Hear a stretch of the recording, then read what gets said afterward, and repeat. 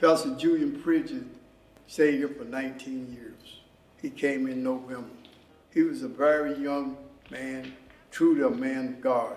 He was very instrumental in keeping the church organized. He was an organizer, and he was a man of truly faith. He believed in, one of his main things was working with children. He loved children. He always would say, when you didn't have children in the church couldn't grow. And as he came along, when Father came along, he had a thing over on Highway 11, which he started was a community garden, which was very instrumental in what he was trying to do. He was trying to encourage the youth, not only black youth, but people in Kingston, a way of nourishing yourself and better feeding yourself by growing your own food. And you didn't have to worry about a lot of chemicals because it was chemical free. And he started that, and from then on, he came back. He came back and we started that. And also, he was very instrumental in getting us the bus station, which we're on Blunt Street. Also, we had a grocery store across from the church. He was instrumental in that. He was a very true man of God. When I say a man of God, he loved all type of people, race, whether it was black, white, whoever it was. He did not meet a stranger. He very participated in the school system. When we had problems in Rochelle Middle School about the principal, they were trying to shut down the school. Who else, no more than Robert Pridgen, stood up and came forward. He was very instrumental in voting, made sure that you voted and registered and stuff, and kept you in the politics and made sure that everything was ran right and straight. And also, if you had a problem, he would go to the Board of Education, he would go to the City Council. He was a big man in this community, and he was a man true of God. And when he came forth to sing present his sermon, he was always there on time, gave you a good sermon.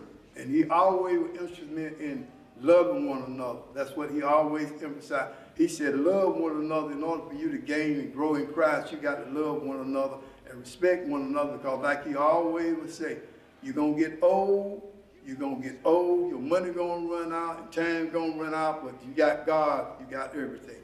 Also, he was very instrumental in the Boys and Girls Club, but he was truly a man of God, and he showed his compassion out in the community. And when he met you with a smile, and you couldn't have nothing to do but embrace him with his love and care.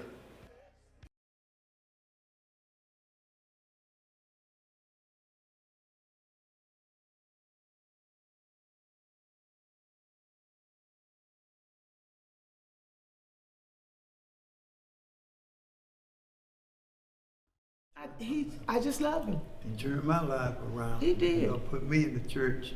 You know, my sister knew him real well, and my sister told him one day, said, you need to put my brother to work. And he called me, he said, Juan, you doing the right thing? You coming to church, you doing the right thing, you living right, man. Say, step up. Yeah. And that day when I walked down the aisle, everybody gave me a hand and clapped cheering. Yeah. They already thought I was a pastor, a member of the church, because my wife was a member here. I married my wife, and she was a member here. And all my grandkids, all of them been baptized. He baptized every last one of them. Yeah. And like Mary Bell said, we got people in different places now. Reverend Pridgen watched them, and they grew little thing grew up. I'm serious. He was a powerful man. He really was. He really was. Yeah. And it's because he spoke the truth. True, he did. I mean, he wasn't about mess. He spoke the truth. And he's probably,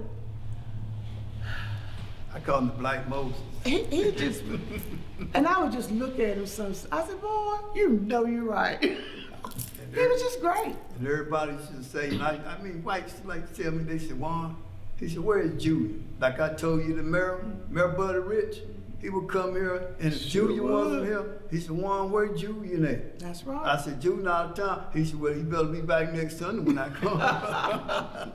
But he was, that's how Mary Rilla said, he was a lover guy. He didn't never show no ill towards you, and he look at you, and he had that smile about him, that little gentle smile about him. But he knew the word, and he focused on it. He wanted to draw you into it with Christ, following Christ, like he said, Julian Pridgen can't take you to heaven. That's what he always said. Now listen, I can't take you to I heaven. cannot take you to heaven. Now don't get on Julian Pridgen's coattail, because I ain't gonna lie, I can't take you to heaven. I can pray for you and hope you get there.